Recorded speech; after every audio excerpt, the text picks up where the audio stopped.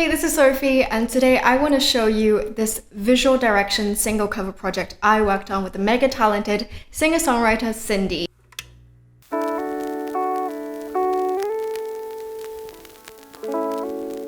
So Cindy reached out to me because she wrote a new song called Coffee.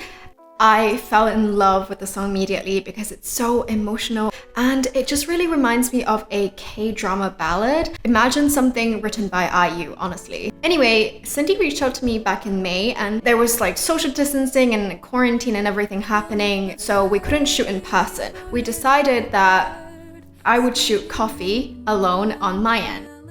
When working on visual direction or creative direction, it's really important to have a concept and to know what your client wants.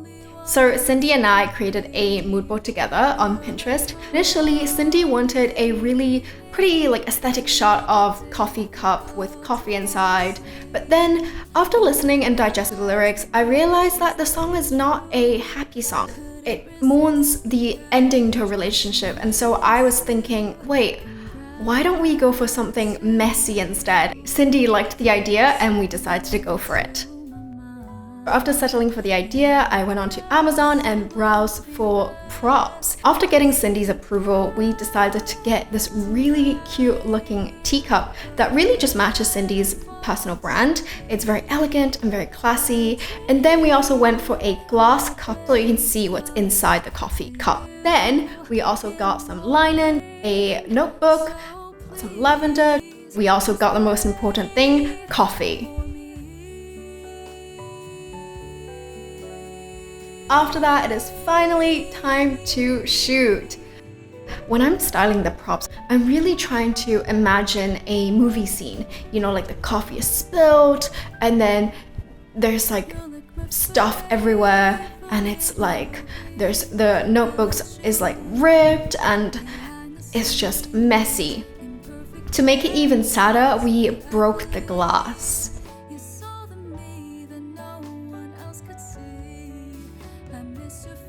When I'm shooting still life by myself, I like to tether with Capture One. So basically connecting this thick orange cable cord to the computer so that my images show up on the computer screen rather than the camera screen. This really helps because it just lets me see what is happening on the camera screen on a bigger screen, and so that I can tell if something is working or something isn't working. Then Cindy and I selected the images together, and here are some before and afters. I really loved the images because I think they really reflected Cindy's aesthetic and the song really well. Finally, onto the design part. When I worked on these designs, I refer back to our mood board for inspiration. I really try to go for some options that are more vintage and some that are more Parisian coffee shop-like. When I work on designs, I basically come up with a few different ideas and then I show Cindy, and then if she likes any particular one, we would then go further with that one. The one that we finally picked on is one where I basically chopped off the left side and duplicated it so that it kind of seems like a broken mirror, and this is definitely inspired by our overarching theme of broken things and heartbrokenness. This was also my favorite just because it really reminds me of Art Deco mirrors, you know, like the 1920s, Great Gatsby. And I also went for this handwritten font.